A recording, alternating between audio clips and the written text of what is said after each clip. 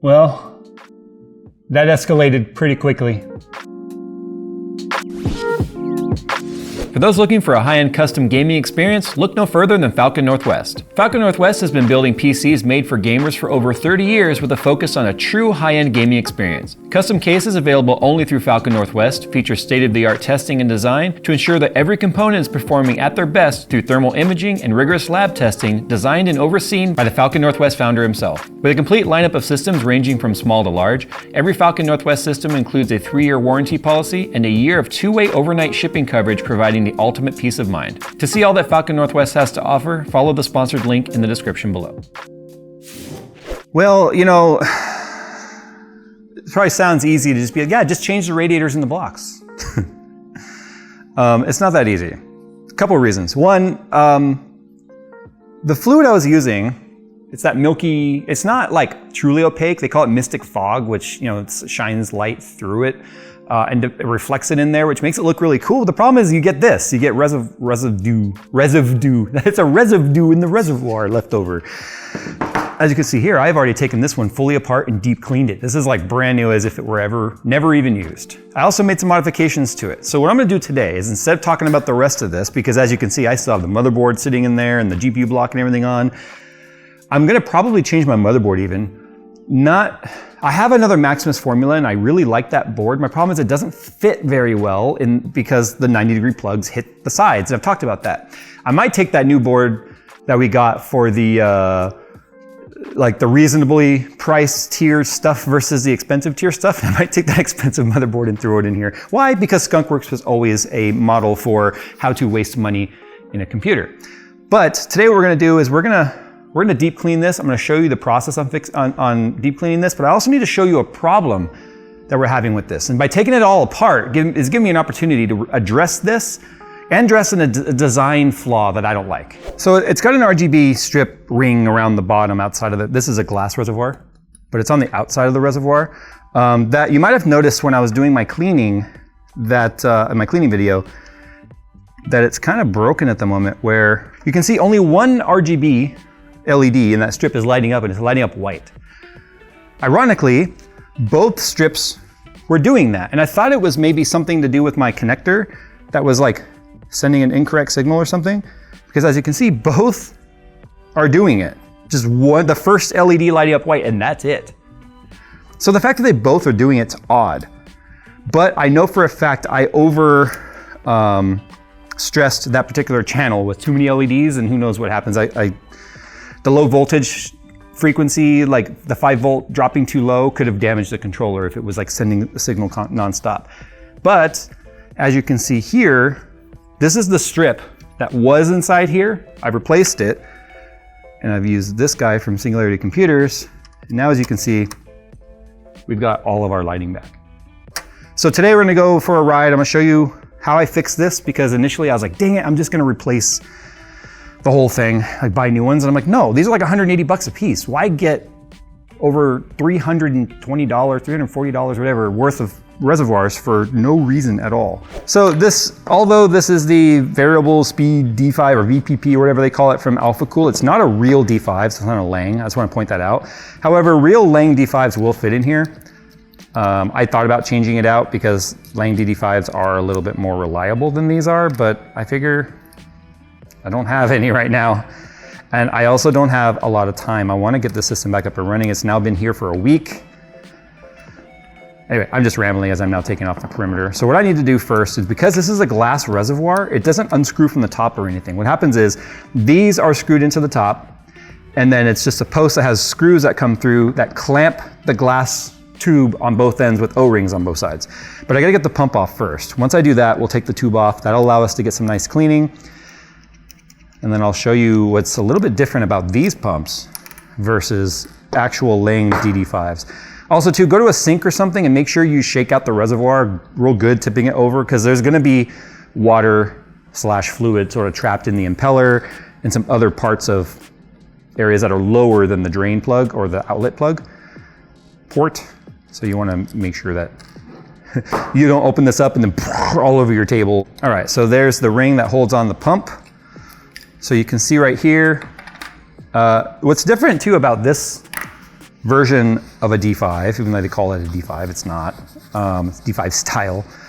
The impeller is captive in there. Now it's kind of nice because that means it's sliding on a bearing. So that means it's actually not going to squeal at me and be super pissed if I turn it on dry. This is an actual D5 right here with the silver. So you can see this is like plastic, this is steel. So I don't know if that matters. Honestly, it's stainless, so you can see that's why it hasn't rusted or anything. But the impeller is riding on a ceramic bearing and it's just magnetically held in there. So this one, if I were to turn it on, it would wobble and then the metal would touch and then it would squeal like mad. This does not. It's captive with like a little retaining screw or retaining clip or something. Impeller wise, they're very similar. You can see this one has a little bit of more of like a tapered piece to it. Don't know if that really matters, although the taper is going the opposite direction because it goes down through there and then it spins centrifugally the fluid out the outside. That's how it works. That's how these work. You can see there's I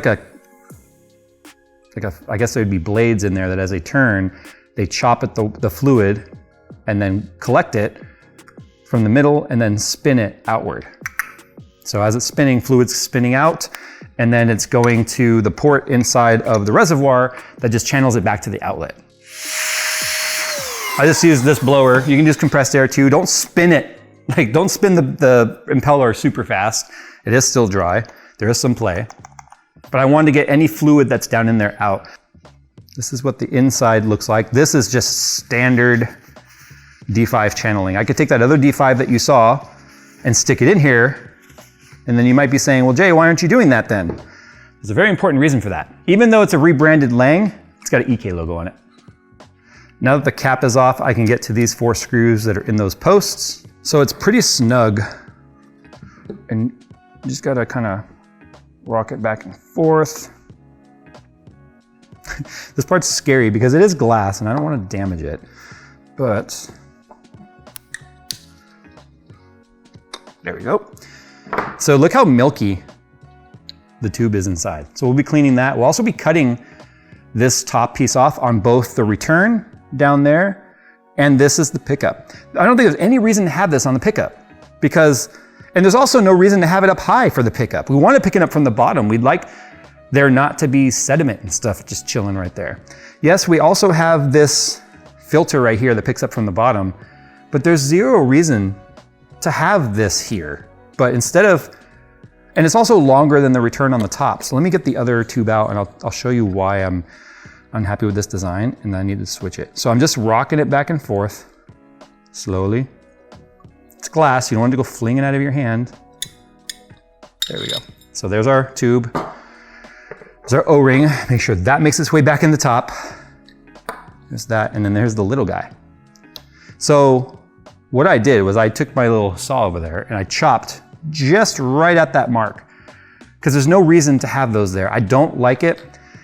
For the return line, the return one that I had, it would like squirt out to the side, which is what it's designed to do, but then you would see like the disturbed water, and I don't like the way that that is. So I'm gonna clean this up with the exact same tool I used to clean up acrylic tubing. So that would be this guy. I use the internal deburr tool, and then the external side. So I put the longer one on the top because it makes sense to push down farther into the reservoir, and you can see I've chopped both the bottom and the top little deflector pieces off. That's gonna help flow overall as well. Also too, because I tried to use this one was the one that had the fitting on top for filling.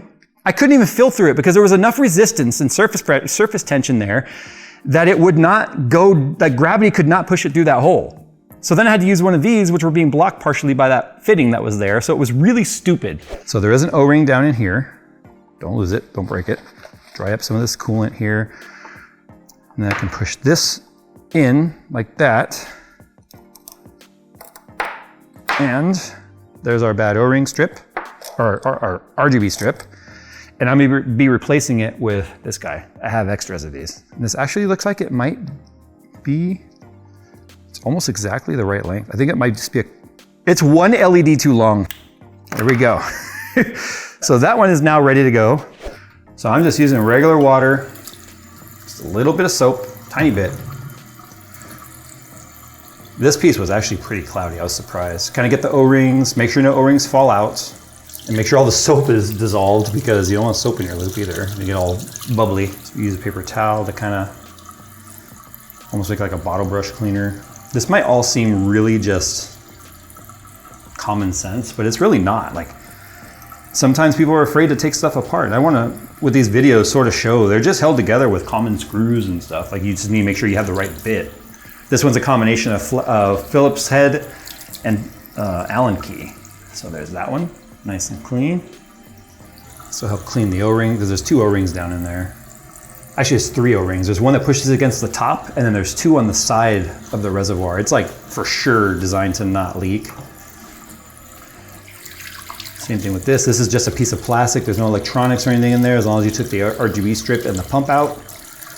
You get down in the ports and stuff. So the glass tube, be very gentle with, especially with this being porcelain. There's a reaction that happens with the frequency of porcelain hitting glass. It tends to break it very easily, so just be careful. But push the paper towel down in there and just sort of make like a brush. I'm cleaning the outside too on both ends where the O-rings touch, because it tends to get a little bit of a ring there where the O-rings are. I'm gonna just go dry all these parts off and reassemble it. So once I dried it off with the paper towel, I'm using a microfiber.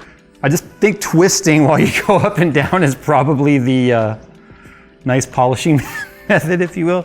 I can't take myself serious right now. And then if you touch the outside, that's fine because you can still wipe that down. But you get fingers and prints on the inside, and you put it together, you have to take it apart again and try and clean that out. So look how nice and clean that is. And fingerprints right there on the outside. But my favorite thing about glass tubing is the fact that it doesn't stain. Acrylic would have probably had a little bit of staining or etching or something on it. But this glass, this is like, they just source these from like laboratories or laboratory supplies where they make like beakers and stuff out of it. I think this is borosilicate, to be honest. I don't think it's just like tempered glass. I think it's borosilicate glass. So it's a very high quality glass. It's very thick, as you can see. So I'm gonna do the same thing here. I'm gonna, with a damp paper towel, wipe the insides of this, and I'll be using my little air blower, as you saw, to blow water, any of that sink water out of this, because I don't want to contaminate it with any of the minerals that might be in that sink water, which we guarantee is in that sink water because of old lead pipes and stuff in the system, in the city. And then we can reassemble it fully dry.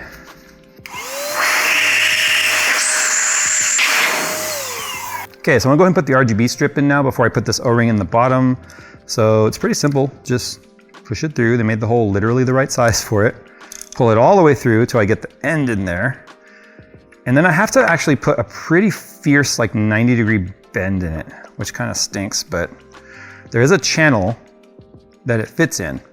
So I'm sticking down each RGB LED as it goes around, because if they stick out at all, then the tube won't fit. That's how tight the tolerance is in this. Now before I put the tube or anything in, I'm gonna go make sure that bend didn't just hurt it in some way. So I'm gonna go try it.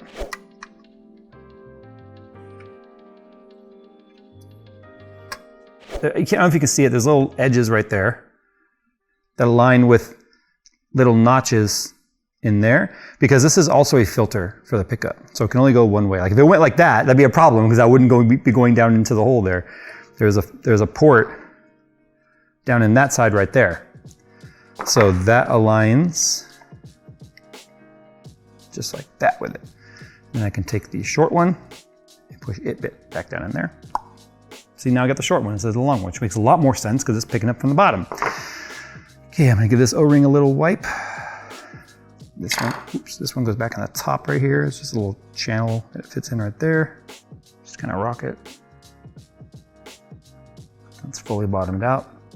There we go. And then we can just put this back on. Now you gotta make sure the orientation's right. And the way the orientation goes is the Alpha Cool logo is towards the front. So this is where the ports will be on this side right here. So it's gonna go like that.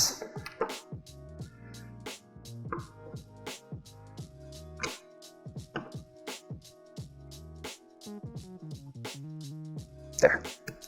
And then as soon as we put those screws back on, it'll hold the tension. Put the pump back in, tighten it back up, and then we're going to pressure test to make sure those O-rings and everything are good. That way the reservoir doesn't just start pissing fluid everywhere the moment I turn it on because I didn't do something correctly. For the pump installation, just run the wires through the ring like that. And then make sure that the backside is where you see how the wire comes out one side of the circle? Make sure it's on the same side as the RGB strip, which is the back of the reservoir. That way it's just nice and clean. Line up the holes, tighten these all up. Kind of do it in a star pattern, kind of like putting a wheel on a car. Till it's snug. Remember, it is plastic, so don't over tighten, but it just needs to be snug. There's O-rings in there that are doing their job. And then we'll pressure test next, so we'll come back with that. Okay, so I've got the ports plugged, and I'm gonna screw in my pressure tester here, and we just need to get it up to the green, which is a little over half a bar. And make sure it can hold the pressure.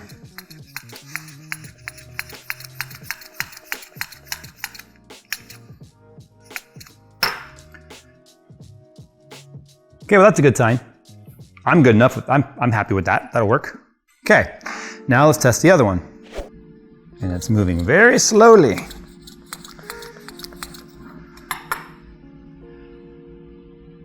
Yeah, it moves a little bit. Because I noticed I forgot to put the top O-ring on. Right here, where the top of the glass goes. Now, I could probably be fine by leaving this. The only time it would potentially leak is if I tilted the system like flat on its back and fluid was like over the top of the reservoir. But I'm not necessarily happy with that. Look at that. The air started warming up in there because it gets compressed. So it created like steam inside. So look at that. See how the glass isn't all super clear? Like here's one that's not, here's one that is. So I'm gonna go ahead and take the top off and put this O-ring back in the top. I found it as I was reassembling the other one and I went, well, I guess we'll see if it holds air or not. It does. And then look, it all went away once I unpressurized it. Proof that pressurized air gets hot. Anyway, I don't have to take the pump off for this, which is nice because they left me room to be able to get my screws in here. So I'm just gonna take the top off, put the O-ring back in because I know it's there. It's 4 screws. Don't be lazy.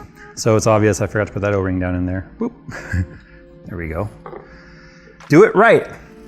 I never say. I always say do it right, but not as I'd say to do, but do right.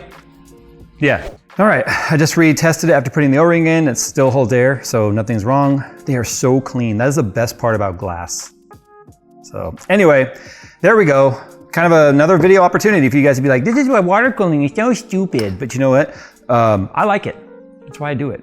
Believe it or not, I'm the kind, like I was saying this earlier. I said, driving a race car is fun. I've driven a race car once or twice, but I'd rather be the guy building the car. Like, I enjoy this. I do. It's a lot of labor, but I enjoy it. So hopefully you guys enjoy learning some stuff as I take you along for the ride of, at this point, over ethics changing out an entire brand. But it gives me an opportunity to address some things I wasn't happy with on the initial build that I can now deal with now. So I'm just happy I was able to fix the RGB because it looks so cool with the reservoir being illuminated. Now I just got to figure out what I want to do for fluid. I'm going to probably go with a clear fluid. That way I don't have to deal with this crap again. It looks so good. The Mystic Fog looks so good. I need to find if there's another brand that makes Mystic type fluid. Or whoever it is at EK maybe gets it from. All right, guys, thanks for watching. Subscribe if you're new around here. And this is like Skunkworks all over again. Oh well, at least all the work of drilling the tube holes and all that stuff's already done. So there is that. And it gives me a chance to really clean up some of this wiring. All right, I'll see you in the next one.